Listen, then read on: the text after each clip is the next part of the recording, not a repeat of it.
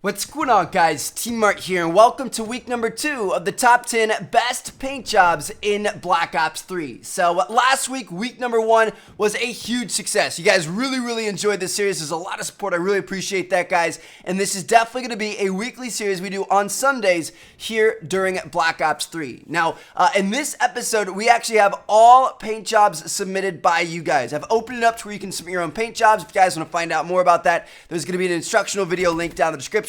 But without further ado, let's go ahead and hop into week number 2. So starting off here, we have Beehive by the Fappin Chimpanzee. Interesting name you got there, man.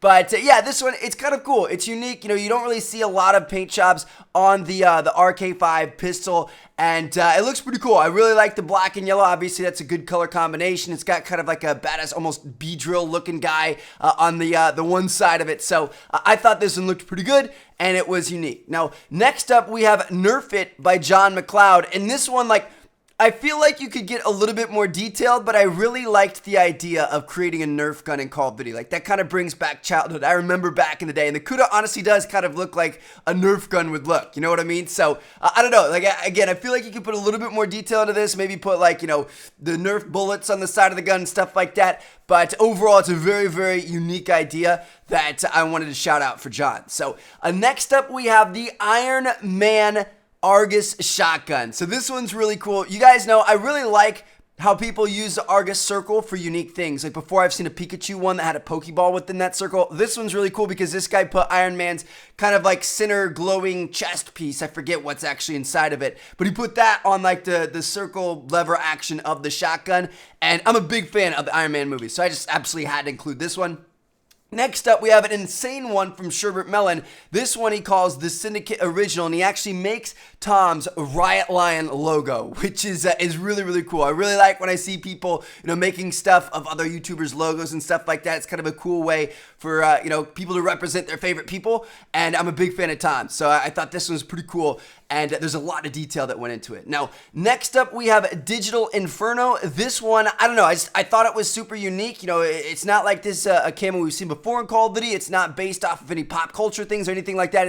It's a cool, detailed camo. Like, it's got a cool design to it, and it's something that you probably won't see anywhere else in any other gun in Black Ops 3. So I thought that one was kind of cool. Now, next up, we have the Nyan Cat by Foxifer. And please don't bring that back. It was the most annoying song in the world.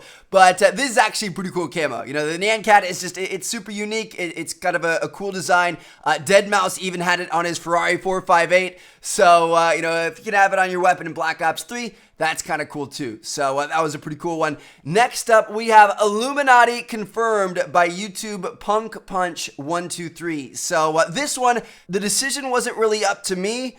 I'm required to put the all-seeing eye in front of you guys because as a part of the Illuminati, we want to brainwash and establish dominance over you. So anyway, moving on to the next one, we have Dragon Balls by Unabomber 3750. This one is actually really cool. So I've seen a couple of different Dragon Ball Z camos floating around, not necessarily entered into, you know, from you guys, but I've seen some floating around on like, you know, Imager and Reddit and stuff like that. And I think this is the best one I've seen so far. Like, obviously, Dragon Ball Z is huge. A lot of people love it.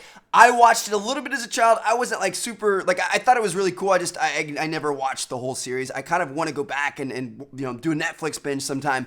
But you could just see how much detail went into this and like the kind of like shiny parts where the light's hitting the balls and stuff like that. I don't know. I thought it was really good and really detailed. So we've got that one. Thanks, Unabomber. Next up at number 2, we have Party Rock by Ethan Fisher. This is obviously a throwback back to Black Ops 2. Party Rock was an insane camo back then, and it looks very good on this M8 right here. The purple with the zebra stripes.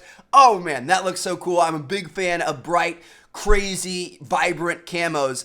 And speaking of that, let's take a look at number 1. This one's absolutely insane. 1987 by Jack from Scotland. And you guys can see, again, this is just like a super like bright, neon, crazy. Reminds me of like 1970s and 80s, like Miami, Grand Theft Auto Vice City type thing. Like, I don't know. I think it's very, very cool looking. So I wanted to throw that one in at the number 1 spot. Now, finally, I did want to do just kind of like a bonus little shout out and kind of a warning to you guys for future episodes if you decide you want to submit your own camos.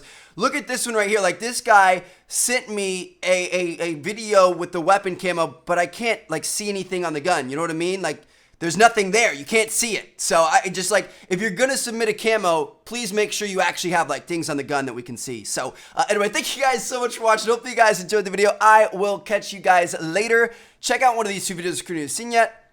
Peace out, guys.